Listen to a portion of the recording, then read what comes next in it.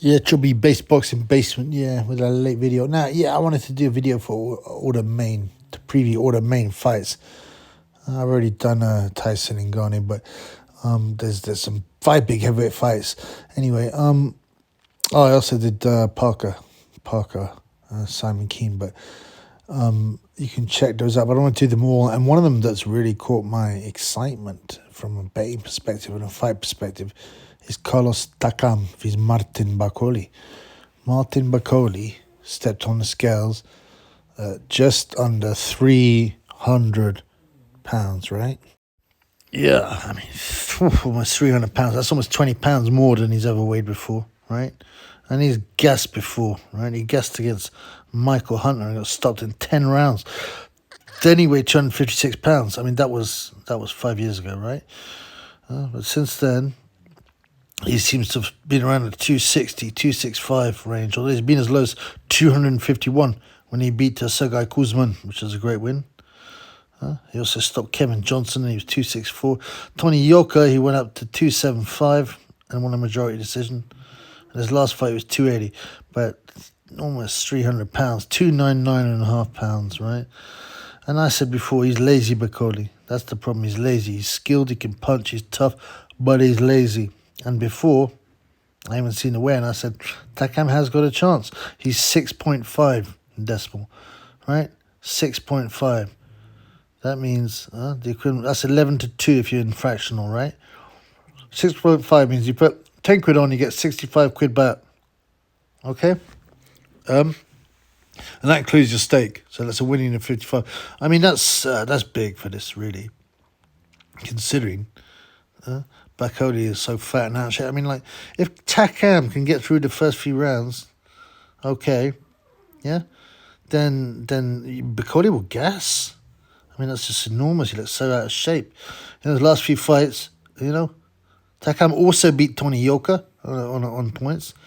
He went the full 10 rounds, the only man to do so against Arslanbek Makhmudov, who's also on the bill. Yeah, he's the only man to go distance. He was stopped in 6 rounds by Joyce, some said early. He's also had a UD against Jerry Forrest. He's not a bad fighter. He's had a few stoppage victories. Joshua stopped him ages ago, 6 years ago in 10, but that was a bad stoppage. So he's tough. Put it this way, he's tough. Everyone knows he's tough, Takam. And he's got a couple of decent victories, He's always, and looks in tremendous shape again, as usual, right? And okay, yeah, he's 42. Now, that's a bit of a worry. He's 42, right? Bakole himself doesn't look that young either. He claims he's 30, but with all respect, some of these guys are coming from Africa, they're born in Africa. Some of them don't even know their age. Really, they estimate them, and others lie. So he's apparently 30. I don't know about that, man. He looks about 45. But regardless, I think this is worth putting a bet on. I've only put tenner on because I ain't got my money. But I put a tenner on, a 6.5 for Takam to win against Bakole. That's the straight win. So that can be points or stoppage. I mean, I think if he gets through the early rounds, Takam, then Bakole will gas. And he may even stop Bakole late. Who knows? I just think this is well worth a think, right? And, Takam has never actually been stopped early. If you look at his record, right? He's been stopped in round 10 by Povetkin. Great fight by Povetkin. No shame. 10 by Gay J, and it's a bad poor stoppage. 8 by Shizora. Okay, that's not perfect. Joe Joyce, 6, and I don't know about the stoppage there. So, he's never been stopped before round 6. So, I'm thinking this is worth a bet. You do what you want. As Dwyer says, understand. The opinion you follow should be your own.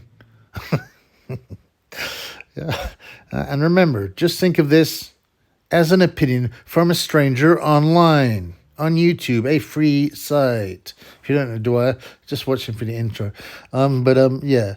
This is my advice. This is what I'm going to do. Leave it or love it. Leave it or love it. Leave it or love it. Anyway, That's certainly an interesting fight. You got to say that for sure. Peace in the Middle East.